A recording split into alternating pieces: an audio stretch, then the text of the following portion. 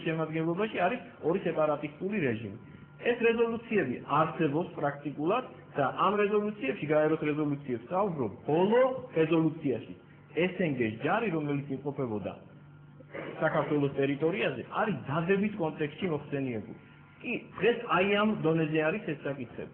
დღეს თუ მთელი საერთაშორისო სასამართლო, მთელი საერთაშორისო სტრუქტურები, მთელი საერთაშორისო ორგანიზაციები ვერ მოახერხებენ ამ პრობლემის გადაწყვეტას, ეს პირადად ჩემთვის არის გაუგებარი და ვერ წარმომიდგენია თუ ეს ესე მოხდება. მე ღრმად ვარ დარწმუნებული, რომ წინააღმდეგ შემთხვევაში ეს იქნება საბჭოთა კავშირის აღდგენა და რისი არც ფინანსური, არც მორალური, არც ეკონომიკური მდგომარეობა რუსეთს არ აქვს, იმიტომ რომ როდესაც რუსეთმა დაიწყო საქართველოზე შეტევა, ეს იყო ივლისის დასაწყისში, მაშინ მისი ნავთობის ფასი იყო $150 და მისი დღევანდელი ნავთობის ფასი არის $35. მაშინ ის გაზის მიყიდვას რუსეთის ევროპისთვის აპირებდა $100 და დღეს იგი $350.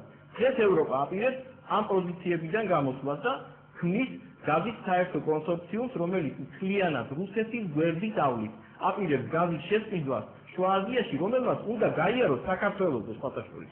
აი ამისთვის მას სჭირდება აქ სხვა დაცვითი სისტემების აგება. ამისთვის იქნება ალბათ პერსპექტივაში ორთვივი ხელშეკრულებები ამერიკის შეერთებულ შტატებთან დაჩქარდება ევროკავშირში და ნატოში ინტეგრაცია. აი ეს არის ის, რაც შეიძლება მივიღოთ. ეხლა ჩვენ აქ ასეთ საუბრობთ, მართლა ძალიან ძნელია იმ ადამიანისთვის, ვისაც სახლი დაუწევს, გაიღუპა, ვისაც ნათესავი მოუკვდა.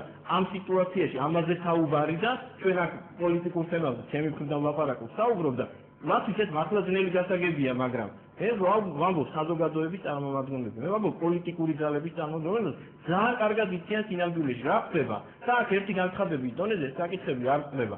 აი ამიტომ ვამბობ, რომ ამ დონეზე ამ საკითხების მიმართებაში ხულას ვერავინ ვერ დაიცეს, ეს იქნება მისთვის წამგებიანი და ამ რეჟიმში ვისაც უნდა იმუშაოს, კი ბატონო იმუშაოს, მაგრამ ჩვენ პოზიციას ბოლომდე მივიყვანთ და ნამდვილად სწორედ მოგვიწევს იმ საფლავზეც მისვლა და თქმაროს აღსრულდა და სწორედ ეს ტერიტორიები იქნება დაბრუნებული.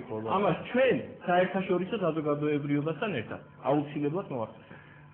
სანამ განვაგრძელთ ამ თემაზე საუბარს ყობალი კლიკაზე რეპლიკას მხოლოდ რეკლამა და რეკლამის შემდეგ განვაგრძელთ ჩვენ გადაცემას აგვედით.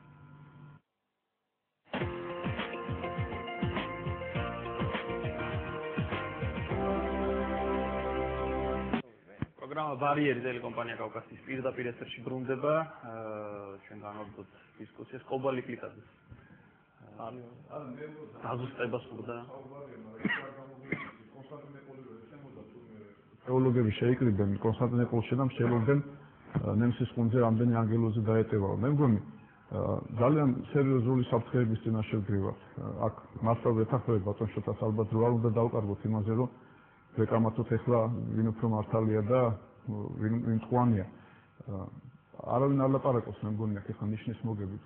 ერთმნიშვნელოვნად საუბრობთ იმაზე რომ აგრესია დასრულებული არ არის, შესრულებული არ არის ეს ექსპულსიანი შეთანხმება და არის, ნუ თქვათ ესე, თავისი მიღწევებით თუ ვიღაცის დაუკმაყოფილებელი რუსეთი.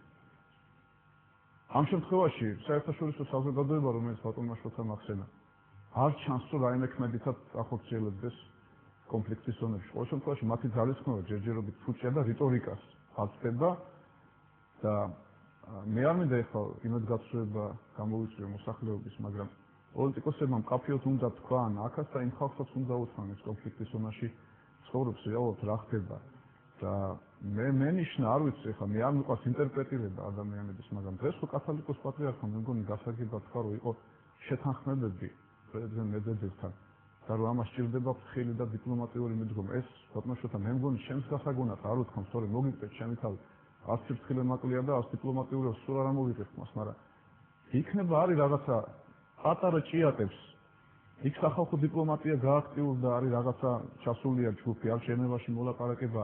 ამიტომ ვამბობ, იქნება არ ვიგზამეთქი ამ ზალის დემონსტრირება, თორე არ მგონია ხა ანაზეკო ანმე არ ვიყოთ იმის მომხრე, რომ ჩვენ ახალ გოლში შევა ჩვენი პოლიცია და დროშას დაამაგრებს მაგალითად სადმე ახლოს თამარაშენთან, მაგრამ რეალურად ამ ვითარებაში, როდესაც გვაქვს მხოლოდ ერთადერთი მემორანდუმი და კიდე ეს 6 პუნქტიანი შეთანხმება, რომ ეს გარღვეული კი არა, გარღვეული აქვს რუსეთს. თქვენ კარგად იცით, რომ მემორანდუმში ევროკავშირს აქვს ერთადერთი ვალდებულება.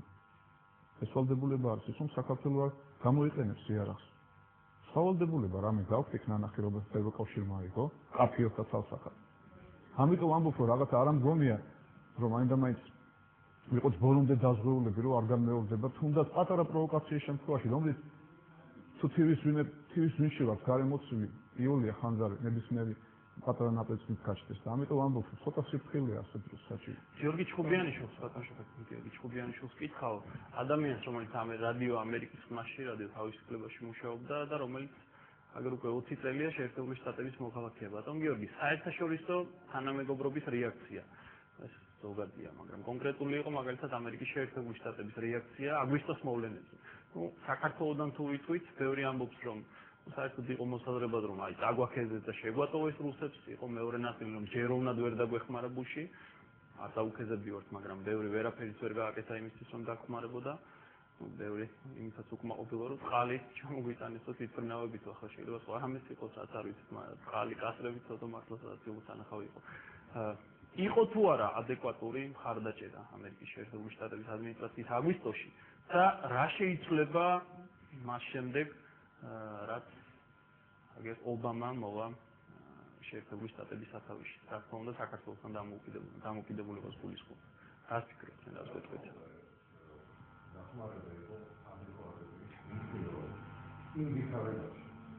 ამერიკა ნუმერაში ინდიკატორი. აგვისტოში ჯარს შემოუხდა დასახმარებლად მოგეცემა, რომ ეს არის ძალიან ცივი პროცესი და პრაქტიკულად შეუძლებელი. კონგრესმა უნდა დამოუკიდებლად მაშინ ომი რუსეთს და მთელი ეს კომიცით როგორი დებატები იზღვის წინ, სანამ ამერიკა რაიმე საომარ მოქმედებას დაიწყება. რაც შეეხება რუსეთს, მე ასე ვიტყოდი, რომ რუსეთის საერთოდ იდეა არის ექსპანსია. მით უმეტეს, როდესაც რუსეთის ხელისუფლების სათავეში ასეთი აგრესიული მთავრობა არის, რომელმაც უნდა გაახაროს, აუცილებლად უნდა გაახაროს რუსი ხალხი რაიმე თუნდაც მცირეოდენი გამარჯვებით. 40 წლის წინ, 45 წლის წინ იყო, როდის იყო 62 წელს, როდესაც კარიბის კრიზისი იყო, რუსეთი ამერიკას აშინებდა ატომური ბომბებით, რაკეტებით კუბიდან. დღეს რუსეთი ცხინვალისთვის იბრძვის, აი რამხელა, ასე ვთქვათ, ჭყალებში პროგრესია აქვს, არა რუსეთს. და ასეთ შემთხვევაში, სჭირდება რუსეთს ქვეყანა საწვალებლად. ჩვენ ამოგვირჩიეთ საწვალებლად და ხადი ასეთ პირობებში ჩვენ ხილას უნდა ვიყოთ. ობამას მოსვლა შეცვლის თუ არა ამის. ეს ამაზე მარჩიელობს მთელი ვინიცის. როგორ შეიძლება მე იმედი მაქვს, რომ ეს აღარ იქნება უპირობო მხარდაჭერა, რომ რაც არ უნდა მოხდეს საქართველოში, ყველანაირად მხარდა არა. რაღაცა პირობები უნდა, მაგალითად, ისეთი პირობები, რომელიც პირობებში საქართველოს წაადგება. რომ წააგვითხრან დასავლეთიდან, მაგალითად, გააძლიერეთ დემოკრატიული ინსტიტუტები. ჩვენ თვითონ არ უნდა გვინდოდეს ეს. ჩვენ თვითონ არ უნდა გვინდოდეს ის, რასაც ნატო გვიჩიჩინებს, რომ ეს პირობები შეასრულებდა, მაშინ მიიღებთ მაპს.